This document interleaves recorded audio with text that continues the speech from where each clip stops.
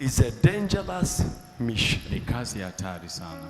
Listen carefully. Sikiza kwa makini. It's a dangerous mission. Ni kazi ya hatari. To sleep. Kulala with someone's wife. Na mke wa mtu. It's a curse. Ni laana. It's a curse. Ni laana. When a man wakati mwanaume sleeps with someone else's wife, analala na mke wa mtu mwingine, that man, huyo mwanaume is cursed. Amelaaniwa.